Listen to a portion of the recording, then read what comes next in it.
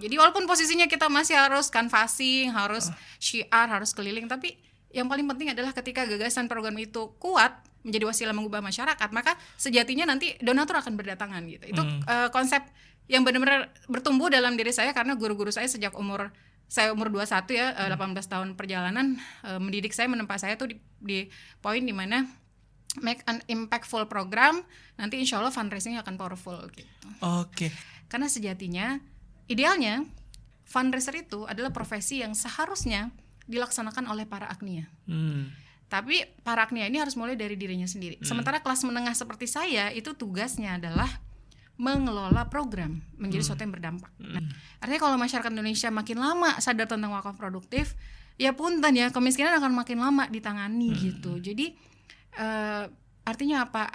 Untuk kebutuhan basic, kebutuhan mendesak, ya zakat, infak sedekah. Untuk kebutuhan jangka menengah, jangka panjang, ngatasin kemiskinan, ya bicara wakaf, khususnya wakaf produktif. Jadi Assalamualaikum warahmatullahi wabarakatuh. Selamat datang kembali di podcast Wakaf Ilmu, podcast yang akan membahas setiap hal yang bermanfaat buat teman-teman semuanya. Dan kali ini kita akan berbincang-bincang terkait dengan fundraising. Jadi buat teman-teman yang ingin belajar bagaimana cara mendapatkan fund dari donatur dan sebagainya, kita sudah ada bintang tamu spesial kali ini, yaitu Bu Diani, seorang impact fundraiser. Assalamualaikum Bu Diani. Waalaikumsalam warahmatullahi wabarakatuh, Mas Henry. Ya, oke. Nah, teman-teman semua, mungkin kita akan berbincang lebih lanjut terkait dengan fundraising, khususnya di bagian offline, karena untuk fundraising digital kita sempat bahas di podcast sebelumnya. Mungkin teman-teman bisa lihat di podcast sebelumnya ya, terkait dengan fundraising digital, dan kita akan sekarang fokus bahas ke yang offline. Oke, Bu Diani, mungkin sebelum kita masuk ke dalam topiknya, mungkin bisa memperkenalkan diri dulu, Bu. Ini kamera Ibu, mungkin bisa memperkenalkan diri Ibu. Bu Diani itu saat ini aktivitasnya ngapain aja? Siap, bismillahirrahmanirrahim. Terima kasih banyak nih Mas Henry ya, dan khususnya teman-teman Wakaf Sukses. Alhamdulillah saya pertama kali bergabung di filantropi Islam itu sejak tahun 2007 ya, dan kurang lebih berarti sekarang mau 18 tahun perjalanan sebagai seorang fundraiser. Kemudian 5 tahun terakhir berkecimpung di bidang literasi fundraising. Alhamdulillah sudah sekitar 700 yayasan yang saya latih. 700 yayasan, oke. Seperti itu sekarang. Oke, 700 yayasan di berbagai macam kategori ya? Dominan yayasan sih, ada masjid, komunitas, ada juga sebagian besar juga kayak institusi pendidikan gitu yang mereka concern kemudian mulai bikin lembaga filantropinya seperti itu. Oke, dengan berbagai macam kategori pendidikan, ada pendidikan, ada juga dari sisi masjid, sosial gitu ya. Masjid apalagi ya sekarang alhamdulillah makin banyak teman-teman yang di DKM masjid mulai untuk bertransformasi mengelola filantropinya gitu. Mengelola filantropi. Dan ini yang menjadi isu yang sangat menarik Bu ya, karena seringkali nih masjid itu diidentikan dengan pengumpulan dana yang di pinggir-pinggir jalan. Bahkan kadang di tengah jalan gitu ya, membuat suasana jadi nggak nyaman, pengendara-pengendara jadi nggak nyaman. Nah, bagaimana Bu Diani melihat fenomena ini? Oke, menarik nih Mas Henry. Saya disclaimer dulu ya. Yang pasti saya belum secara daily sebagai manajemen filantropi yang berbasis masjid, karena dari umur 21 tahun sampai sekarang umur 39 tuh memang fokus di yayasan yang notabene sebenarnya sih ada masjid di dalamnya tuh lebih seperti untuk ibadah, untuk syiar ya, belum sampai manajemen masjidnya kemudian menjadi manajemen untuk filantropinya. Nah, per hari ini sih sebetulnya sejak khususnya berkecimpung di literasi fundraising 5 tahun, bersyukur banget karena waktu itu ada momentum dikenalkan oleh Pak Ari Sudewo kepada sosok Kiai Jazir ya.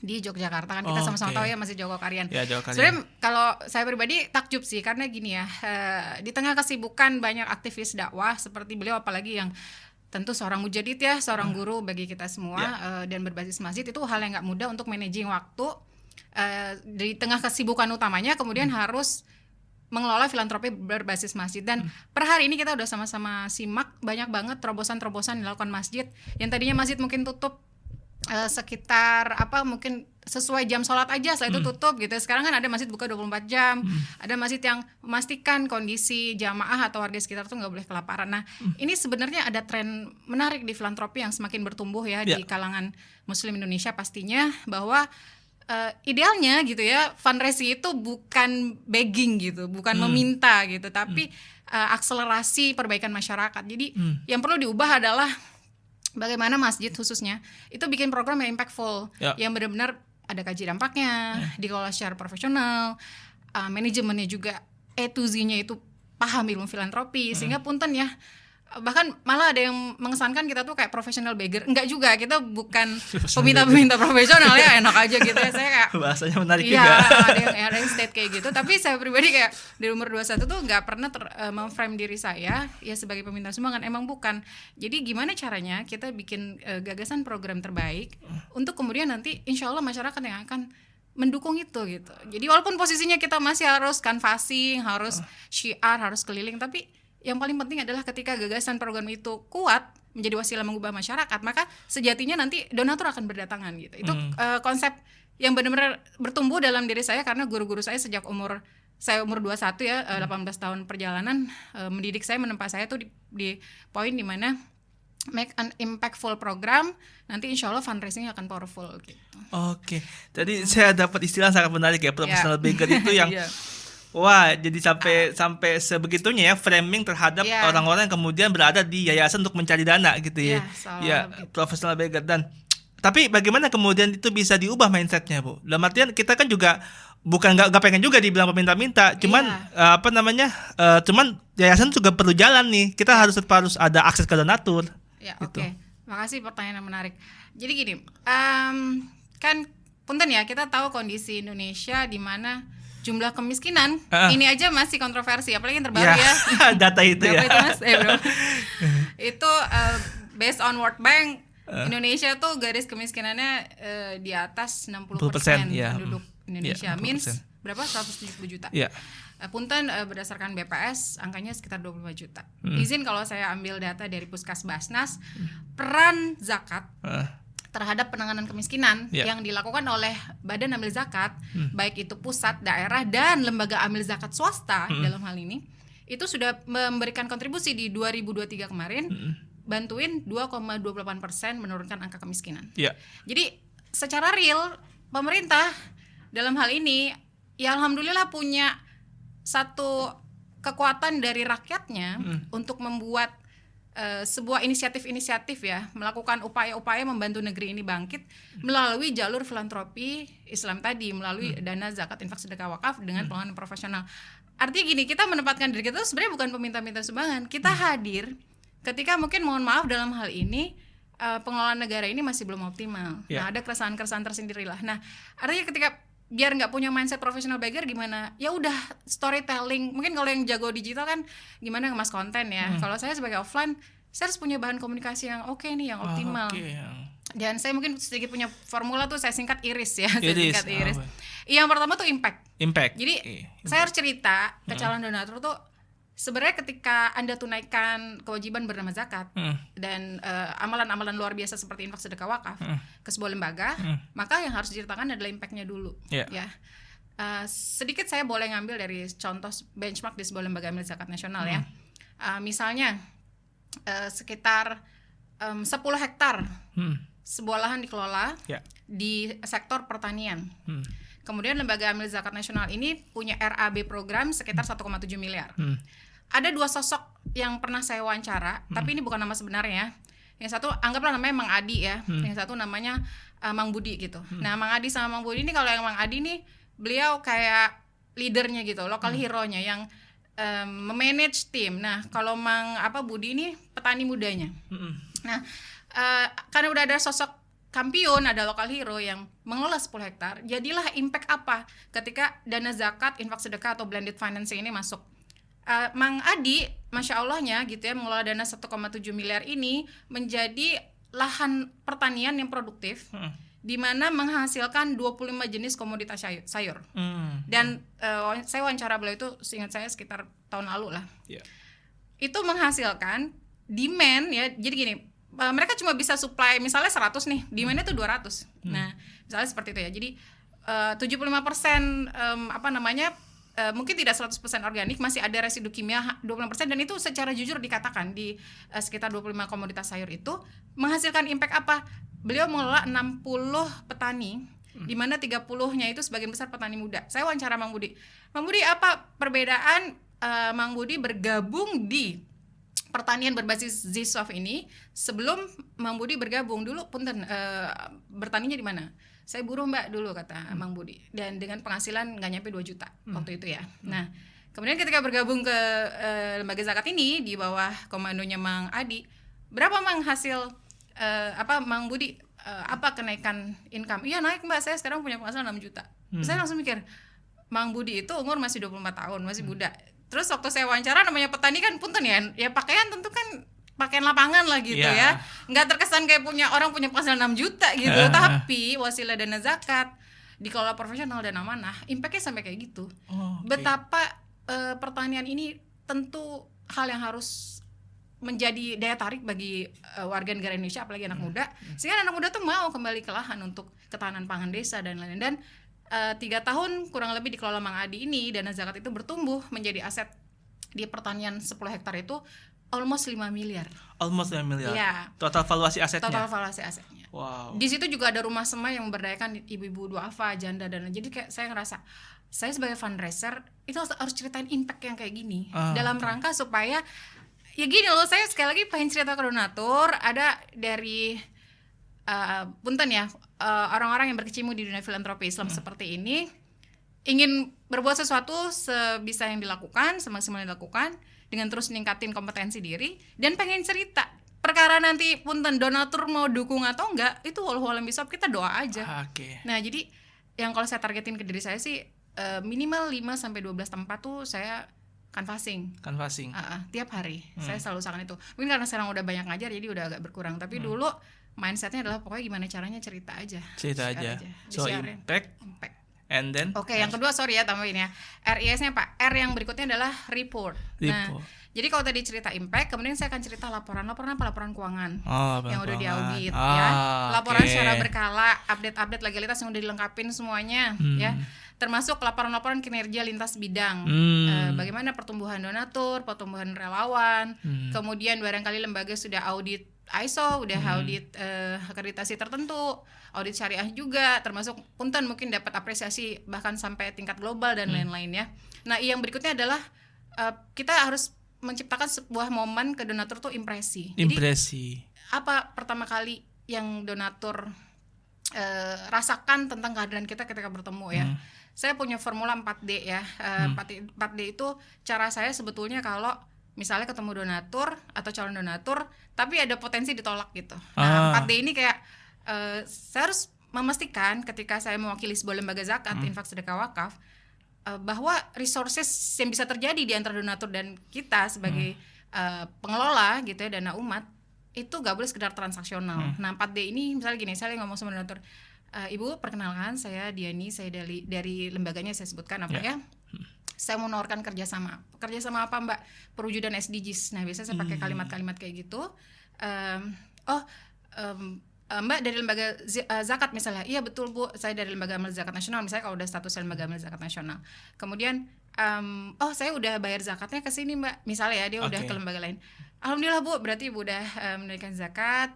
Izin Bu berkolaborasi dengan lembaga yang tempat saya berkhidmat, itu tidak melulu bicara donasi Bu. Ada 3D lain. Tadi 4D ya Bu, ada 3D lain.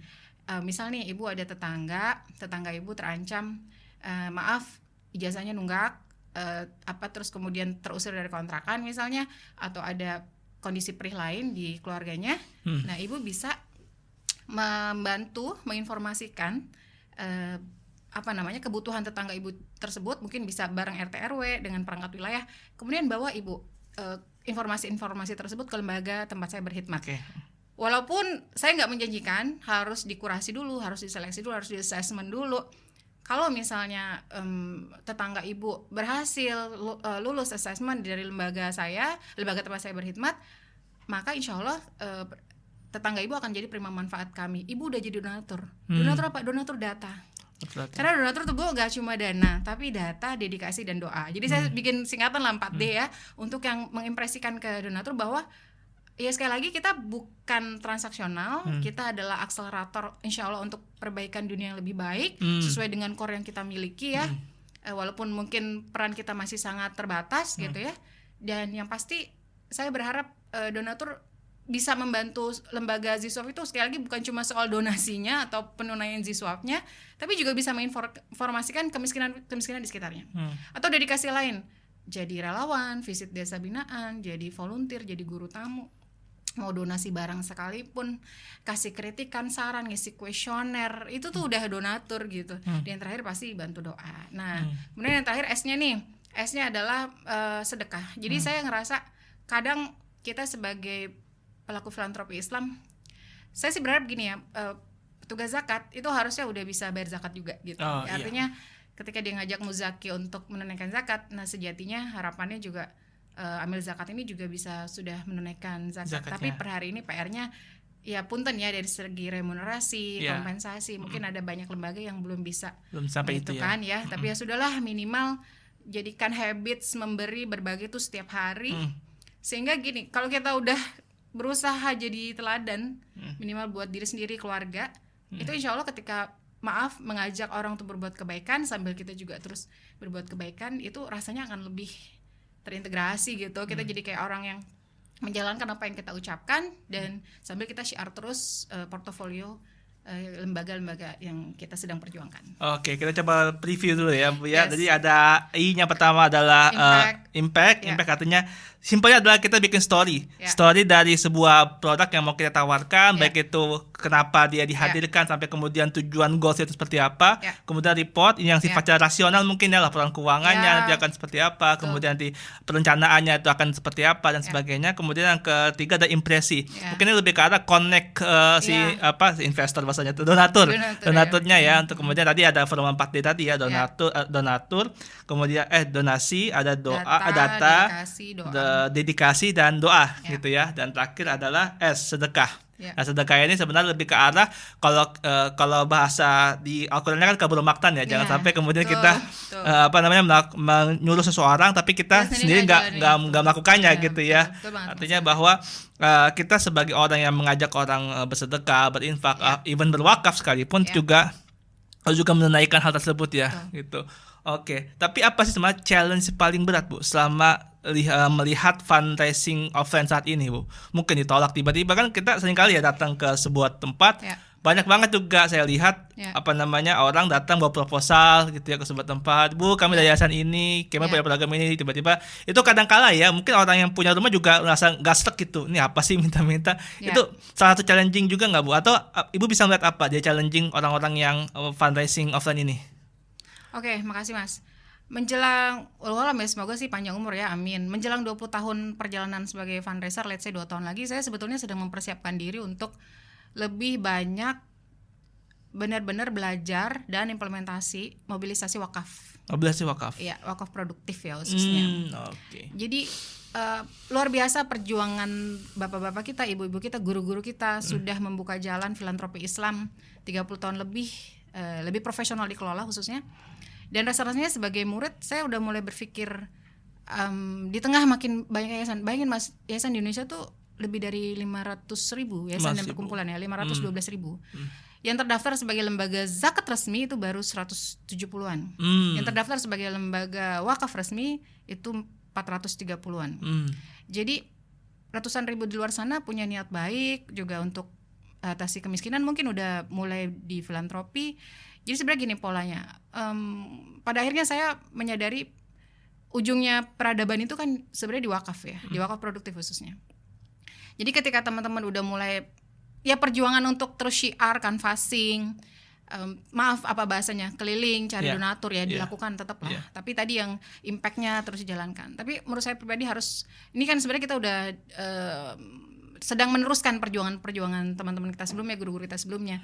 Jadi sekarang saya tuh fokus doanya Mas gitu ya. Kalau saya pribadi, saya harus ketemu lebih banyak lagi Agnia untuk cerita wakaf produktif. Kenapa?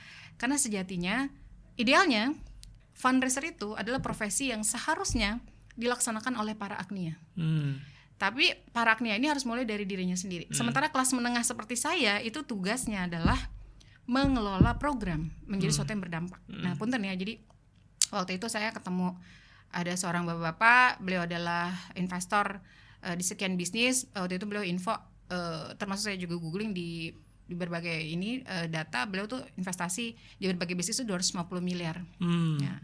Kemudian saya presentasi ke beliau tentang filantropi. Saya bilang gini, Pak, jangan marah ya, punten, sebenarnya saya sekarang udah jadi fundraiser nih, banyak merenung juga nih Pak, karena teman-teman sekarang udah jagoan digital deh. Tapi punten ya, digital itu mengkonsekuensikan apa? Biaya iklannya besar, banyak.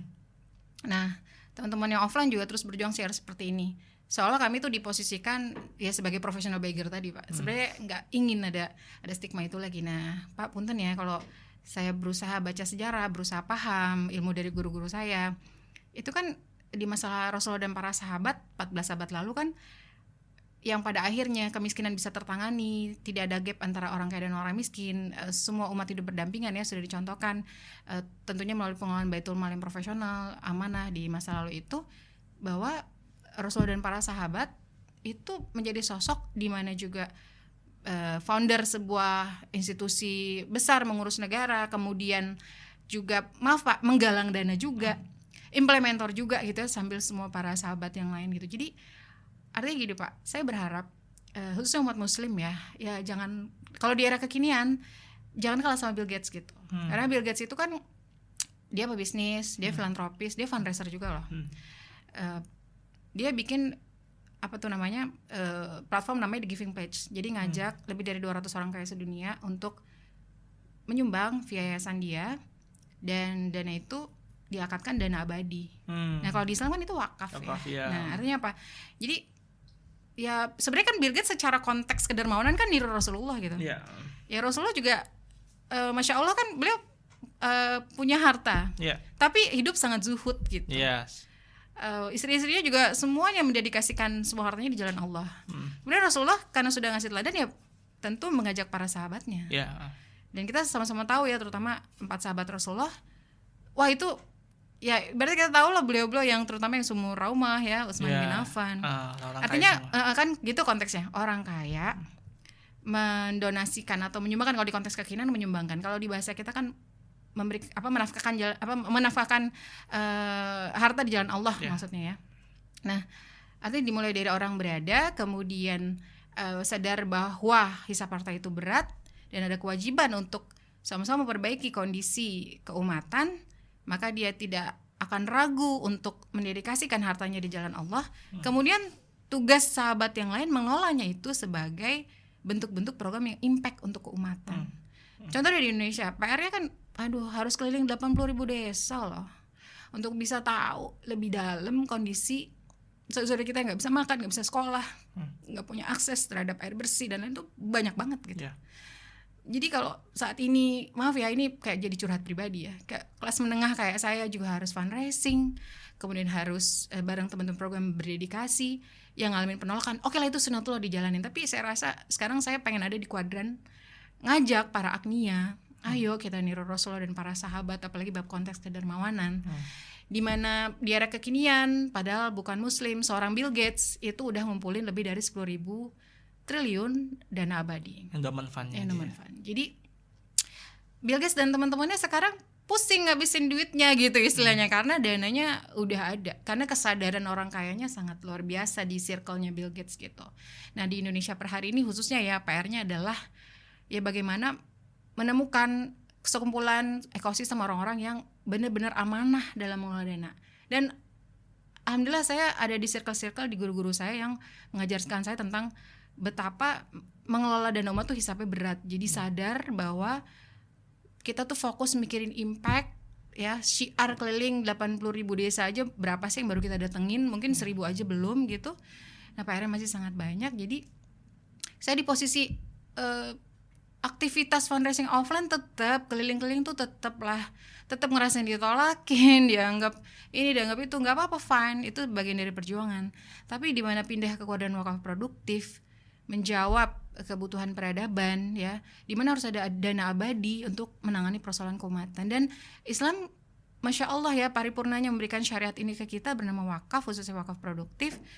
Ya masih banyak yang belum tahu gitu, masih banyak yang belum aware. Saya sempat ngitung perbedaan donatur ngasih dana dengan akad zakat dengan akad wakaf diproduktifkan.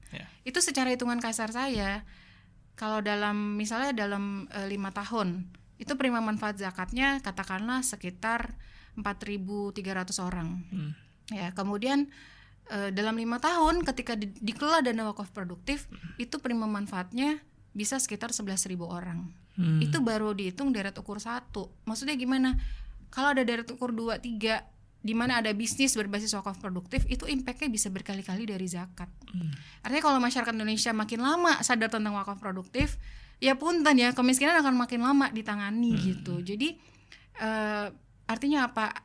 Untuk kebutuhan basic, kebutuhan mendesak, ya zakat, infak sedekah. Untuk kebutuhan jangka menengah, jangka panjang, ngatasin kemiskinan, ya bicara wakaf, khususnya wakaf produktif. Jadi kalau bisa sih sebagai umat Islam kita sama-sama menyadari dari diri sendiri untuk banyak baca bahwa zakat itu bukan cuma 3M ya, bukan cuma masjid, makam, madrasah, tapi sebenarnya zakat khususnya wakaf khususnya wakaf adalah instrumen investasi berkeadilan sesuai syariat ya, untuk bisnis yang halal dan thayyib, dan profit bisnisnya itu untuk keberlangsungan kesejahteraan semua lapisan masyarakat. Jadi nggak ada lagi gap antara orang kaya dan orang miskin, nggak ada ruang untuk yang tamak dan serakah gitu. Jadi saya pribadi benar-benar nerapin, berusaha banget ke diri saya untuk ketika syiar ke calon mitra, stakeholder, donatur gitu ya, itu benar-benar lebih banyak syiar wakaf produktif gitu. Supaya apa? Ya PR kita teh di masa depan tuh bukan lagi nyari dana sebenarnya, tapi mikirin program-program keumatan ini dari semua sektor, pendidikan, kesehatan, ekonomi dan lain-lain. Apalagi juga kita udah mulai mikirin isu lingkungan harus lebih kuat lagi. Itu bisa terimplementasi kalau bicara Indonesia di 80.000 desa di Indonesia, dan apalagi luar negeri, dan apalagi Palestina yang benar-benar harus kita pikirin banget nih. Sama-sama saling menguatkan supaya lekas bisa dapat kemerdekaannya. Nah, ya saya berharap sih kalau wakaf produktif ini semakin viral ya gitu ya, dan semakin diterapkan gitu Mas. Mbak Diani sepakat nggak? Bu Diani sepakat nggak kalau kita mau mengkampanyekan wakaf produktif itu approach-nya ke para pengusahanya? Oke, setuju saya. Jadi setuju banget ke pengusahanya. Salah satu yang benar-benar harus bahkan menjadi subjeknya ketika bisnis-bisnis yang beliau-beliau kelola tentu bisa mengalahkan undang-undang CSR bahkan yang punten ya, undang-undang CSR berapa yang dibagi ke masyarakat? 2%. Ya 2%. Ya kalau dana zakat perusahaannya 2,5%. Ya harapannya sih tentu para pengusaha ini ya minimal di bisnis yang berbasis wakaf deh. Kalau yang investasi sebelumnya ya silakanlah, itu mungkin milik pribadi, keluarga atau circle-nya. Tapi ketika udah berangkat wakaf, ya why not? Suatu saat bisa 40%, 80%, bahkan 100% bagi hasil buat umat. Sebenarnya kan di era kekinian di 2016 kan sudah dilakukan oleh Insinyur Solatiyah, Allahu Yarham ya, dari Mesir, bahwa beliau sebagai pebisnis, bisnisnya growth, akadnya adalah 10% untuk Allah, diimplementasikan untuk program Baitul Mal, kemudian saking berkembang bisnisnya lama-lama 100%, dan beliau cuma ngambil gaji doang. Ya tentu berharaplah akan lebih banyak pengusaha kalau di era kekinian ya niru apa yang dilakukan Insinyur Solatiyah, yang dimana Insinyur Solatiyah ya benchmarknya ke Rasulullah dan para sahabat. Jadi ibarat punten yang ngeliat harta tuh kayak sesuatu yang ini harus dibagikan lagi ke publik untuk impact gitu, bukan lagi punten untuk memperkaya diri atau keluarga. Setuju banget. Iya, tapi seringkali Bu ya, dana CSR, dana sosial itu bukan sebagai dana yang natural dari hati, tapi ada bagian dari mereka mempromosikan juga bisnis mereka gitu. Bagaimana kemudian jiwa wakaf ini bisa implement ke dalam para pengusaha ini? Pertanyaan berat ya. Sebenarnya gini ya, sebenarnya saya juga meyakini banyak CSR yang niatnya udah murni buat impact ya. Tapi pasti nggak sedikit juga ya, kita nggak bisa menutup mata lah ya. Ada kepentingan exposure, branding dan lain-lainnya. Ini kalau kembali ke kitanya sebagai pengelola dana umatnya atau penggerak filantropinya, ya saya rasa mulai dari diri sendiri aja, buktiin aja kalau kita tuh benar-benar anti korupsi. Lembaga kita tuh GCG, patuh regulasi ya. Benar-benar kan ada 4 aman ya, aman syar'i, aman NKRI, aman regulasi. Saya dapat ilmu satu dari Pak Arifin Purwakananta, aman nurani gitu. Jadi ya artinya kita sadar diri lah kalau di lembaga umat gaji jangan kebanyakan, jangan kebesaran ya, yang cukup aja, yang layak untuk menghidupi dan harus halal kan, supaya kita juga berperilaku baik gitu. Jadi untuk benar-benar trust itu bisa CSR ngelihat kita ngelihat CSR, saya yakin sih kalau kita orang yang terus menjaga idealisme, kita akan dipertemukan sama orang-orang yang sefrekuensi gitu. Kalaupun ada ketemu orang-orang yang pada akhirnya kok kayak gini sih, kayak potensi fraud banget nih gitu ya, ya kita juga kayak bisa memilah dari awal. ya nggak usah maksain diri untuk kerjasama dengan mungkin entitas atau punten CSR itu tadi yang nggak seidealisme sama kita, meskipun ya mudah-mudahan ada titik temu dan nggak henti mendoakan ya Allah maha membolak-balikan hati ya, siapa tahu yang tadinya niatnya jelek mudah-mudahan terwarnai dengan ekosistem kita ya, kita juga sambil terus berbenah lama-lama ya mudah-mudahan CSR akan lebih sadar untuk nggak sekedar mikirin exposure atau branding tapi ke impact gitu, karena ini sekali lagi bukan soal jumlah rupiah ya, tapi soal jumlah nyawa yang menanti akses terhadap pendidikan, kesehatan, ekonomi yang jumlahnya sangat banyak, di mana yang bergerak di bidang ini masih sangat sedikit dan yang sadar regulasi lebih sedikit lagi gitu. Ya, teman-teman semua, itu perbincangan kita terkait dengan fundraising khususnya di bidang ziswaf ya, zakat, infak, sedekah, wakaf.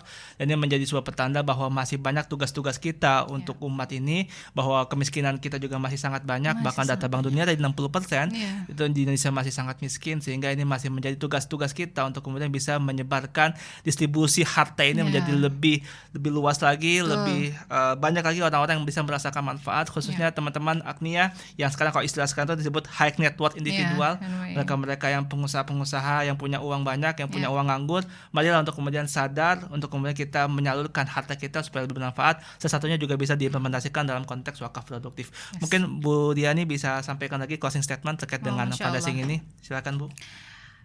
Sejak jadi fundraiser baru tahu ada ayat Al-Quran yang relate tentang fundraising ya. Mungkin dulu saya juga belum ngeh arti terjemahan ayat ini gitu.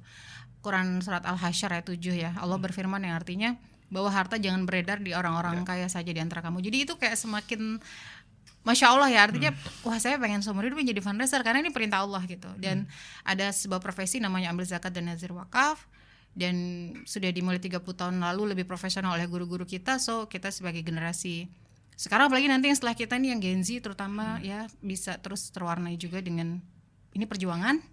Ini bukan ladang cari cuan, ini bukan ladang cari panggung, bukan, ini perjuangan karena masih banyak umat yang menderita, bahkan di sekitar kita, tetangga kita harus mulai kita pikirin lebih kuat lagi, dan apalagi yang jauh Palestina, tapi tentu harus kita perjuangkan kemerdekaannya. Jadi saya pribadi ngerasa PR-nya adalah untuk terus syiar dan mendoakan semakin banyak orang-orang yang berkecimpung di literasi, karena stok orang-orang yang bersyiar di literasi fundraising khususnya tuh nggak banyak dibanding kebutuhannya.